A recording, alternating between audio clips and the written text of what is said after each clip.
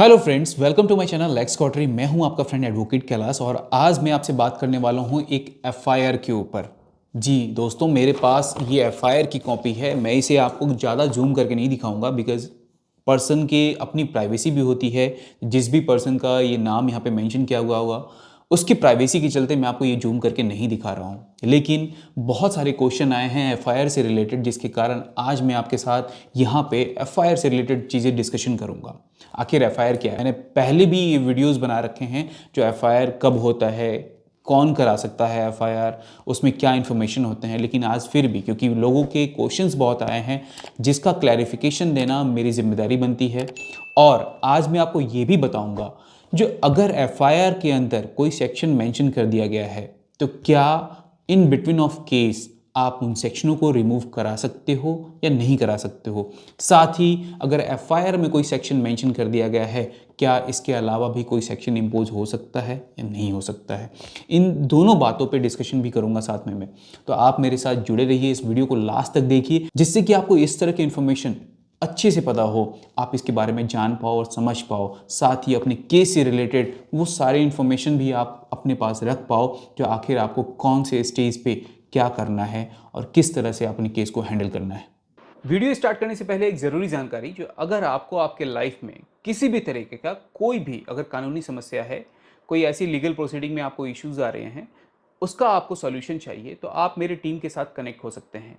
इसके लिए मैं डिस्क्रिप्शन में आपको लिंक दे दे रहा हूँ। अब वहाँ से जाकर के मेरे साथ किसी भी सोशल मीडिया प्लेटफॉर्म पे जैसे कि यूट्यूब, इंस्टा, फेसबुक, वहाँ से आप कनेक्ट हो सकते हैं और आपकी जो भी लीगल इश्यूज हैं उसका सॉल्यूशन मिल सकता है। और तो आइए स्टार्ट करते हैं, एफआईआर के बारे में बात करते हैं। तो एफआईआर का मतलब क्या होता है? एफआईआर का मतलब मैं एक जनरल डेफिनेशन बता दूं इसका। तो फर्स्ट इन्फॉर्मेशन रिपोर्ट, घटना का जो पहला इन्फॉर्मेशन रिपोर्ट किया जाता है, दर्ज किया जाता है, उसे ही हम एफआईआर कहते हैं। ये जनरली अब सब कोई जानते हैं, बस इसके एक छोटा सा क्लैरिफिकेशन था जिसे आप याद रखना। अब हम बात करते हैं जो एफआईआर में क्या मेंशन किया जाएगा।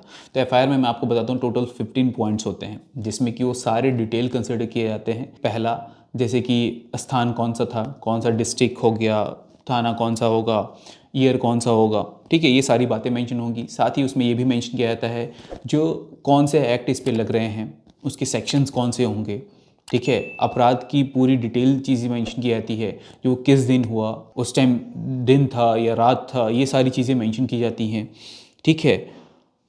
और ये इन्फॉर्मेशन एफआईआर जो है वो रिटन में था या किसी ने ओरली कुछ लिखा, ओरली कुछ बताया, वो भी बातें इसमें मेंशन की जाती हैं, ठीक है। घटनास्थल के बारे में सारी चीज़ें, जो नियर बाई क्या था, वो एक्चुअल प्लेस क्या था, ये भी डिटेल में मेंशन किया जाता है उसमें। साथ ही इसकी कंप्लेन किसने दर्ज कराई, क्योंकि कंप्लेन देने वाले कोई भी पर्सन हो सकता है। एक जनरल पब्लिक में से भी कोई एक पर्सन उठ करके कंप्लेन कर सकता है घटनास्थल के बारे में, या फिर कोई पुलिस वाला, अगर किसी ने भी नहीं किया तो कोई पुलिस ऑफिसर भी उस घटना से रिलेटेड सारे इन्फॉर्मेशन डाल सकता है, ठीक है ना। वो भी एक एफआईआर रजिस्टर कर सकता है। ये सारी बातें लिखी जाती है। तो इसके टोटल 15 पॉइंट्स होते हैं और इसमें ही एफआईआर से रिलेटेड सारे कंटेंट लिखे जाते हैं। अब ये कंटेंट जो लिखे जाते हैं इसमें वो सारी डिटेल्स होती हैं, जो आखिर कौन पर्सन गया, कैसे उसे सूचना मिली, किस तरह से ये पूरा प्रोसीजर हुआ और क्या क्या इन्फॉर्मेशन, क्या क्या एविडेंस वहाँ से कलेक्ट किया गया, किस तरह की बातें हुई वहाँ पे। मैं आपको बता दूँ, ये एफआईआर एक ऐसा चीज़ होता है जिस पे पूरा पूरा केस निर्भर होता है। अगर ढंग से, तरीके से एफआईआर अगर नहीं बनाया गया, इट माइट बी पॉसिबल आप केस हार भी सकते हो। और अगर कोई भी पर्सन एक्यूज्ड है तो वो अगर एफआईआर सही से नहीं बना है तो वो जीत भी सकता है।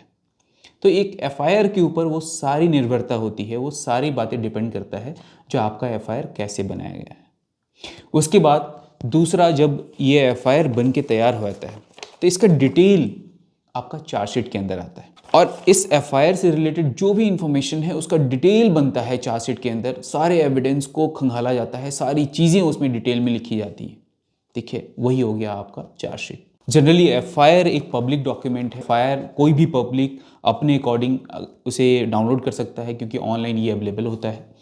आपके पास एफआईआर से रिलेटेड अगर इंफॉर्मेशन है, उसका नंबर है, पुलिस स्टेशन का नंबर है, ईयर ऑफ घटना जब हुआ, उस साल कौन सा वो साल था, वो अगर इंफॉर्मेशन है, ठीक है, तो आप एफआईआर से रिलेटेड चीज़ें आप डाउनलोड कर सकते हैं।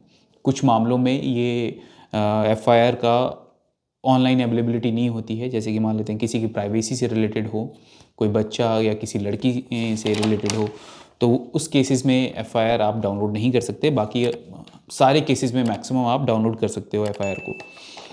तो ये हो गया एफआईआर से रिलेटेड इन्फॉर्मेशन। अब क्वेश्चन आया था ये, जो क्या अगर एफआईआर में कोई सेक्शन मेंशन कर दिया गया है तो क्या मैं इसे डिलीट करवा सकता हूँ, क्या मैं इसमें से रिमूव करा सकता हूँ? बिल्कुल आप रिमूव करा सकते हैं। जब भी आपके केस में चार्ज पे आर्गूमेंट होता है, जब चार्ज पे आर्गूमेंट किया जाता है, जब चार्ज आप पे क्रिएट किया जाएगा, उस टाइम अगर आप सारे रेलिवेंट फैक्ट रखते हो अपने और ये दिखाते हो कि ये सेक्शन मेरे ऊपर एप्लीकेबल नहीं थे, इट माइट बी पॉसिबल आपका वहाँ पे सेक्शन रिमूव किया जा सकता है। और साथ ही अगर वहाँ पे मजिस्ट्रेट को ये लगता है, जजेस को ये लगता है जो नहीं, इसमें यहाँ पे अमेंडमेंट होना चाहिए और साथ ही इसमें ये सेक्शन भी इम्पोज करना चाहिए, तो ये भी पॉसिबल है जो आप पे अलग से भी सेक्शन इम्पोज किया जा सकता है। तो ये दोनों चीज़ें हो सकती है और एक एफआईआर होने के बावजूद भी आपका बाद में जाकर के वो सेक्शन ऐड भी हो सकते हैं और रिमूव भी हो सकते हैं। ये दोनों चीज़ें हो सकती है। ये क्वेश्चन काफ़ी लोगों ने पूछा था, इसका जवाब मैं आज इस वीडियो के थ्रू आपको दे रहा हूँ। आप इस बात को बहुत ध्यान से रखना। अब दूसरा एक मेरा सजेशन है जो कि मैं सारे पब्लिक को देना चाहता हूँ, जो भी मेरे वीडियो को देख रहे हैं और जो भी मेरे साथ जुड़े हुए हैं, उन सबको ये देना चाहता हूँ कि कभी भी अगर आपने किसी के नाम से एफआईआर कराया है या किसी पर्सन ने आपके नाम से एफआईआर कर दिया है, इन दोनों केसेस में आपको फर्स्ट डे से बहुत ध्यान रखने की ज़रूरत है। जो भी बातें आपने मेंशन करवाया है या जो भी बातें उसमें मेंशन की गई हैं, वो सारे की सारे आपके लिए बहुत ज़रूरी है। बिकॉज़ अगर आप पहले दिन से इग्नोर करते हो चीज़ें और आप इसे इग्नोर करते करते इस हालत पे ले आते हो जहाँ पे आप पे NBW इशू हो जाता है, नॉन बिलेबल वारंट इशू होता है, तो माइट बी पॉसिबल आपका केस आपके हाथ से निकल गया होता है। तो आप ये कभी मत करना, ये गलती बिल्कुल मत करना। और स्टार्टिंग से ही किसी न किसी ऐसे अच्छे वकील, अच्छे एडवोकेट से जो आपकी जानकार हैं, उनसे, जो कि लीगल की, लॉ की जानकारी रखते हैं, उनसे सलाह ज़रूर ले। बाकी आपको ये वीडियो कैसा लगा, ये इन्फॉर्मेशन आपको कितना अच्छा लगा, ये कमेंट करके ज़रूर बताएं। साथ ही अगर आपको ये वीडियो पसंद आया है तो दूसरों को भी शेयर करें ताकि इससे रिलेटेड इन्फॉर्मेशन उन तक भी पहुंच पाए। वीडियो अगर पसंद आया हो लाइक करें, कमेंट करें और डिटेल में अपने से रिलेटेड आप जो भी इश्यूज़ हैं वो हमें बताएं। मैं उन सारे विषय पे बात करना चाहता हूँ आपसे। हो सकता है जो आने वाले टाइम में मैं अब लाइव भी वीडियो बनाऊँ और जिसमें कि मैं आपके साथ लाइव में जुड़ करके आपके क्वेश्चन का कुछ जवाब दे पाऊँ। बाकी वीडियो कैसा लगा, वीडियो अगर पसंद आए तो लाइक करें, चैनल को सब्सक्राइब कर लें, जुड़े रहें। Thank you so much.